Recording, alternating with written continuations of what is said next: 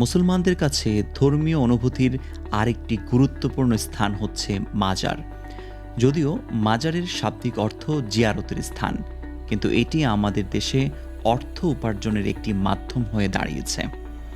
ক্ষমতার পট পরিবর্তনের পর গত কয়েকদিন ধরে বাংলাদেশের বিভিন্ন জায়গায় মাজার ভাঙ্গার ঘটনা ঘটছে।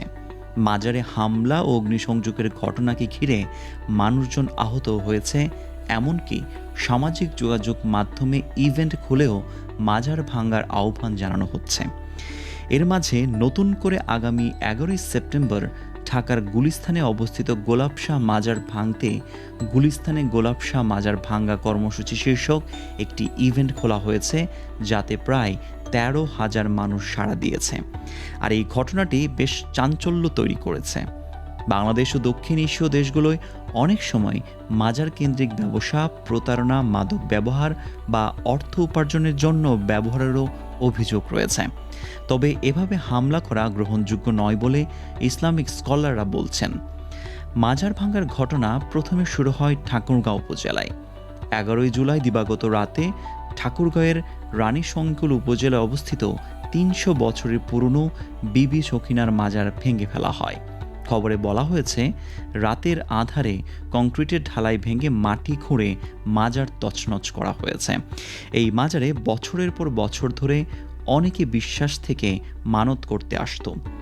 বিবি সখিনার মাজার ভাঙ্গার খবরটি নিশ্চিত করতে যোগাযোগ করা হয়েছিল ঠাকুরগাঁও পুলিশের সঙ্গে, কিন্তু তারা জানান যে বিবি সখিনার মাজার ভাঙ্গার বিষয়টি সম্বন্ধে তারা অবগত নয়। ঠাকুরগাঁয়ে মাজারের সংখ্যা তুলনামূলকভাবে কম হলেও সেখানকার 28% মানুষ হিন্দু ধর্মাবলম্বী। তাই আসন্ন দুর্গাপুজো উপলক্ষে সেখানে যাতে কোনো অপ্রীতিকর ঘটনা না ঘটে সেদিকে খেয়াল রাখছে প্রশাসন। এরপর 29 আগস্ট সিরাজগঞ্জের গাজীপুর উপজেলার মনসুরনগর ইউনিয়নের বামনজানি বাজারের পাশে আলী পাগলার মাজারও ভাঙচুরের ঘটনা ঘটে। এই মাজার ভাঙচুরের ভিডিও ফেসবুকে ছড়িয়ে পড়েছে। তাতে দেখা যায় লাঠিসোঁটা, হাতুড়ি, শাবল হাতে একদল মানুষ মাজারের দেয়াল থেকে শুরু করে ছাউনি সবকিছু ভেঙে ফেলেছে।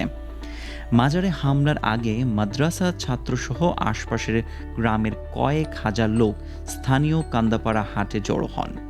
সেখান থেকে মিছিল নিয়ে তারা মাজারে হামলা চালান।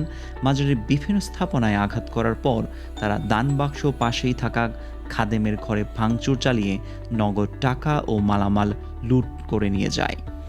এদিকে গান বাজনা বন্ধ করা হয়েছে শাহপরান মাজারে।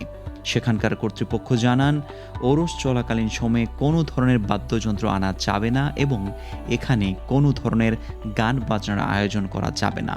মূলত এই সকল গান বাজনার আড়ালে মাদকের ব্যবসা জমজমাট হয়ে গড়ে উঠেছে এই শাহপরান মাজারে, আর তাই সকল প্রকার গান বাজনা নিষিদ্ধ করা হয়েছে।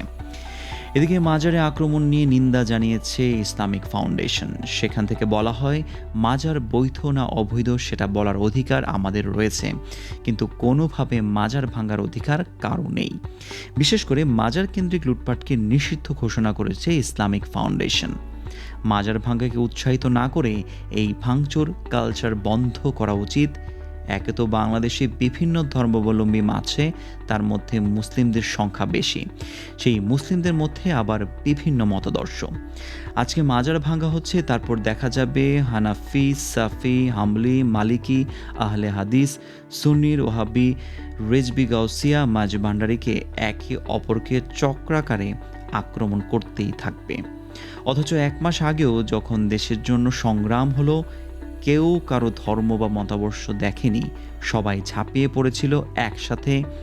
আর তাই এই ব্যাপারে সরকারকে দৃঢ় পদক্ষেপ নেওয়া উচিত।